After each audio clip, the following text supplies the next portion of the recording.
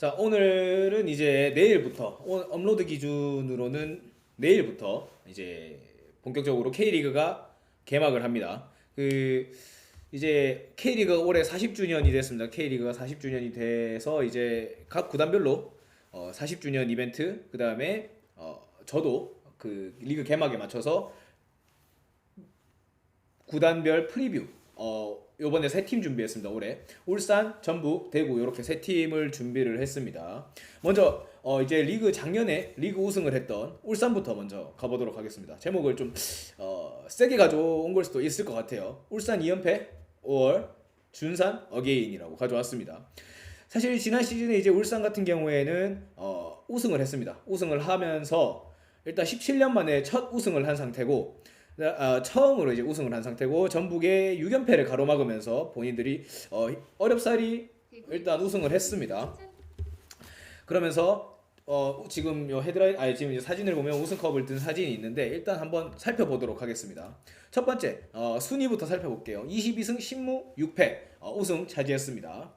전북이랑 승점 차가 3점 차이밖에 안 났어요. 사실 리그 초에 11점까지 차이가 났었는데 울산이 전북한테 쫓기는 입장이 되면서 결국 좀 쫓아오다가 동해안 더비에 와서, 동해안 더비랬죠, 현대가 더비에 와서 이제 울산이 기적적으로 승리를 가져오면서 우승을 차지할 수 있는 그런 계기가 마련되게 됐습니다. 먼저 이적 시장인을 한번 살펴볼게요. 루드빅손, 그 다음에 주민규, 강윤구, 김민혁, 보야니시, 에사카 아타루, 오현택, 이재욱, 이재원, 이상혁입니다. 루드빅손과 보야니시 같은 경우에는 이제 한마르비에서 이제 이적을 한 두 선수 모두 한마르비에서 이적을 한 선수입니다. 루드빅손 같은 경우에는 이제 레오나르도의 빈자리를 차지하는 대체자가 될 것 같고, 보야니시 같은 경우에는 일단 중원에 무게를 더하려고 보강을 한 상태입니다. 그리고 주민규 선수가 제주에서 울산으로 자유계약으로 넘어왔습니다. 그리고 에사카타루는 아마노준의 빈자리를 아마 대체하지 않을까. 이 선수 우라와레즈 출신이거든요. 우라와레즈도 일본의 명문구단이기 때문에 에사카타루가 올 시즌에 울산에 넘어와서 어떤 모습을 보여줄지 한번 살펴봐야 될 것 같습니다. 그리고 지금 볼드 처리가 안 된, 그냥 연하게 글씨체가 얇게 처리된 선수들 같은 경우에는 그닥 막 정말 빅 사이닝은 아니고 어느 정도 그냥 이제 전력 보강 군데군데 약간 백업 자원 혹은 로테이션 자원으로 분류되는 선수들을 지명을 이제 이적을 한 상태고, 뭐 임대 복귀라든지 자유계약, 그리고 그러니까 고등학교 자원들, 대학교 자원들이 우선 지명돼서 올라온 선수들입니다. 이적 시장 아웃을 한번 살펴볼게요. 레오나르도 같은 경우는 이제 산둥타이산으로 임대 복귀를 한 상태고요. 그다음에 김도현, 아마노준, 김민준, 원두재, 최기윤, 김현우, 오인표, 김태현입니다. 원두재 선수랑 이제 김민준 선수 같은 경우에는 김천 상무로 이제 입대를 했습니다. 지난 시즌에 만약에 김천이 강등을 당하지 않았더라고 하면 사실 조금은 더 실전 경험을 좀 높은 레벨에서 쌓을 수 있었음에도 불구하고 김천이 강등을 당하면서 원두재 선수랑 김민준 선수는 올 시즌에는 이제 2부 리그에서 시작을 하게 됐습니다. 그리고 레오나르도 아까도 말씀드렸다시피 산둥 타이산으로 이적을 했습니다. 자, 아마노준 선수 같은 경우에는 이제 올 시즌 울산 전북 간의 가장 핫한 이적 사가가 아니었나 싶습니다. 뭐 임대 이제 사실 지금 이제 아마노준을 임대 복귀라고 했습니다만, 임대 복귀 후 이제 전북으로 이적을 한 상태이기 때문에 아마노준 선수가 이제 홍명보 감독하고 굉장히 이렇게 막, 홍명보 감독이 아마노준을 상대로 이제 날선 그런 발언들을 보여주면서 아마노준과 울산 간에 이제 뭔가 불화가 있었는가 싶을 정도로 좀 날카롭게 말을 했던 게 있었어가지고 무슨 비하인드가 어땠는지는 잘 모르겠습니다만, 어쨌든 아마노준이 울산을 떠나서 이제 전북으로 갔습니다. 중원 자원에서 아마 요번에 울산이 키워드라고 하면 아마 중원 자원이 될 것 같아요. 아마노준 선수가 빠졌고, 뭐 원두재 선수도 지난 시즌에 사실 우리가 이제 울산 팬들이 기대한 것 대비 그렇게 막 뛰어난 활약을 보여주지 못했었기 때문에 이 선수가 군 복무를 했다고 해서 전력 누수가 없냐고 물어보면 그거는 좀 아닌 것 같고, 원두재가 있음으로 해서 그래도 중앙에서 이제 홀딩이라든지 볼 배급이라든지 이런 것들을 좀 그래도 했었기 때문에 원두재 선수가 빠진 자리를 어떻게 메꿀지는 한번 지켜봐야 되는 상황이고, 그다음에 지난 시즌 확실한 골 게터였던 레오나르도 역시 일단 지금 임대에 복귀를 하면서 최전방 자원에서도 조금 전력의 일단 누수가 있다고 봐야 될 것 같아요. 뭐 루드빅손이 영입이 됐었지만 루드빅손의 그 기량 혹은 경기력, 그 다음에 K리그와의 그 상성 이런 것들을 고려해봤을 때는 아직까지는 조금 물음표가 붙을 만한 자원이기 때문에 한번 울산은 개막전 때 홍명보 감독이 어떻게 활용을 할지 한번 지켜봐야 될 것 같습니다. 자, 그리고 요 두 번째입니다. 마틴 아담과 주민규의 공존. 사실 마틴 아담과 주민규 선수는 저는 개인적으로 조금 플레이 스타일이 좀 비슷하다고, 유사성을 띈다고 판단을 합니다.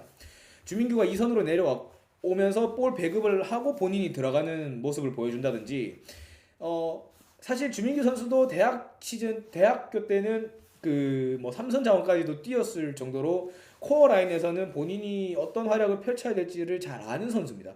그리고 골도 곧 잘 넣는 선수고요. 근데 문제는 마틴 아담과의 플레이가 저는 어느 정도 유사성을 띈다고 봅니다. 마틴 아담과의 유사성을 띈다고 보고, 마틴 아담도 공격 최전방에서 타겟맨 역할을 해주지만 항상 보면 좀 급할 때래 좀 팀이 밀린다 싶으면 항상 내려와서 본인이 볼을 따주고 좀 버텨주면서 좌우 측면으로 볼 뿌려주고 본인이 박스 안으로 들어가는 모습을 보여주고 있기 때문에 주민규 선수와 마틴 아담 간의 이 공존, 그 둘이의 이제 스위칭 플레이를 어떻게 하냐에 따라서 이 팀이 울산이 좀 더 많은 공격 패턴을 가져갈 수 있다. 그리고 이 팀 울산은 지난 시즌에 팀 득점 1위, 팀 실점 1위였습니다. 완벽한 공수 밸런스를 보여줬었기 때문에 이런 것들을 봤을 때도 사실 주민규 선수가 이적을 하면서 갖고 있는 부담감도 제법 적지 않게 있을 거라고 저는 생각을 하고 있습니다. 그리고 이제 홍명보 감독의 10년 주기설. 지난 시즌에 이제 홍명보 감독의 10년 주기설이 이제 도래되는 시즌이었었어요. 1992년 선수 시절에 이제 본인이 포항에서 우승, 그다음에 2002년 월드컵 4강, 2012년 런던 올림픽 동메달, 그다음에 2022년 울산 우승. 그러니까 홍명보 감독이 대운이 들어오는 10년 주기설이 있습니다. 우리나라의 그 경제 주기랑 거의 유사성을 띠는 것 같은데, 홍명보 감독의 라커룸 장악력은 정말 우리가 알고 있는 대한민국 국적을 가지고 있는 감독들 중에서는 가장 거의 최고의 수준의 라커룸 장악력을 가지고 있습니다. 우리가 이제 울산의 그 다큐죠, 푸른 파도를 봤을 때도 아이스박스를 걷어찼고, 그 다음에 그 사우디전이었나요? 이게 팀이야? 니들이 거짓말쟁이야? 새끼들아? 이런 걸만 봤을 때도 사실 홍명보 감독이 가지고 있는 그 이 카리스마를 바탕으로 해서 울산이 지난 시즌에 이제 엄청난 위닝 멘탈리티를 통해서 팀을 꾸려왔었고, 그 다음에 결국 아챔에서는 좋은 성적을 거두지는 못했지만 어쨌든 다시 리그로 돌아왔을 때는 결국 우승을 하면서 본인의 이제 본인의 커리어, 그 다음에 팀의 역사에도 한 면을 장식을 할 수 있는 계기를 마련을 했습니다. 이제 홍명보 감독 같은 경우에는 10년 주기설이 아닌 본인의 지도력을 이제 증명을 해야 될 때입니다. 사실 2014년에 그 런던 올림픽의 영광을 이어서 2014년에 이제 월드컵 때 준비를 했습니다만, 사실 뭐 여러 가지 상황들이 고려해서 잘 안 됐었고, 홍명보 감독 개인의 스캔들도 있었기 때문에 그때 잘 안 됐었는데, 이제 올해 같은 경우에는 조금 증명을 해야 될 순간이 왔습니다. 자, 베스트 11 한번 살펴보겠습니다. 골키퍼는 조현우입니다. 조현우 선수는 선방 능력 같은 경우에는 이제 뭐 확실한데, 사실 발밑이 불안한 거는 항상 울산 팬들이 조현우 선수를 볼 때 가지고 있는 불안감 중에 하나일 거라고 불안함의 원인 중에 하나라고 생각을 하고 있는 것 같습니다. 그다음에 이제 수비 백보 라인을 한번 살펴보면 이명재, 김영권, 정승현, 김태환. 정승현 선수가 이제 군 전역을 하고 합류를 했죠. 그다음에 삼선에 박용우, 이규성.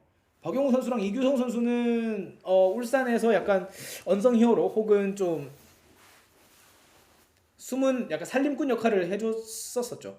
그리고 이제 박호, 이청용, 엄원상입니다. 박호 선수 같은 경우에도 왼쪽에 들어섰을 때 본인이 가지고 있는 그런 약간 볼 간수 능력을 바탕으로 해서 계속 공격진에 볼을 뿌려주는 역할을 했었고, 이청용 선수 같은 경우에는 뭐 말해 뭐하는 우리나라 최고 수준의 테크니션이고, 그다음에 엄원상도 어린 선수지만 지난 시즌 굉장히 좋은 모습을 보여줬었죠. 거의 뭐 MVP급 활약을 해줬었고 득점도 곧잘 넣어주는 선수였었습니다. 측면 자원임에도 불구하고 본인이 크로스가 아닌 인사이드로 파고들면서 득점을 만들어주는 패턴도 우리가 봤었기 때문에 엄원상의 파괴력을 올 시즌에도 좀 기대해 볼 수 기대하시면 좋을 것 같습니다. 그리고 최전방에 사실 주민규랑 마틴 아담이랑 조금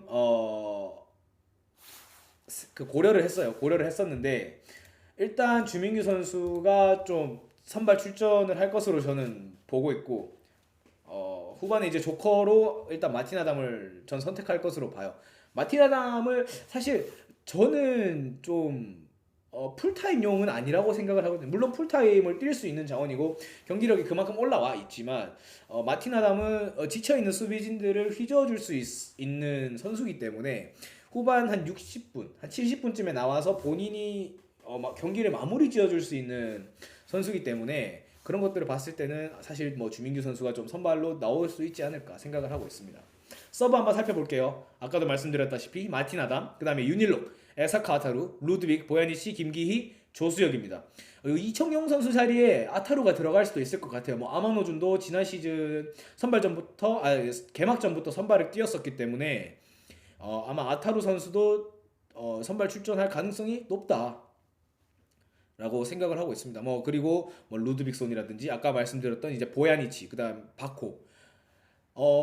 이번에 바뀐 규정이 있다면 외국인 선수 5명, 그다음에 아시아 쿼터 1명까지 해서 총 6명의 선수를 영입을 하고 가지고 있을 수 있지만 동시에 3명밖에 출전이 안 되죠. 동시에 3명밖에 출전이 안 되기 때문에 만약에 외국인 선수를 선발로 모두 내세운다고 하면 에사카 아타루, 그다음에 바코, 그다음에 마틴 아담, 요렇게 일단은 선발 자원으로 내세울 것 같습니다. 이렇게 3명.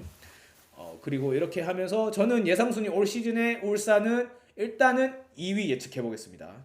2위 예측하고 이렇게 울산 프리뷰 마무리해 보도록 하겠습니다. 다음은 전북입니다.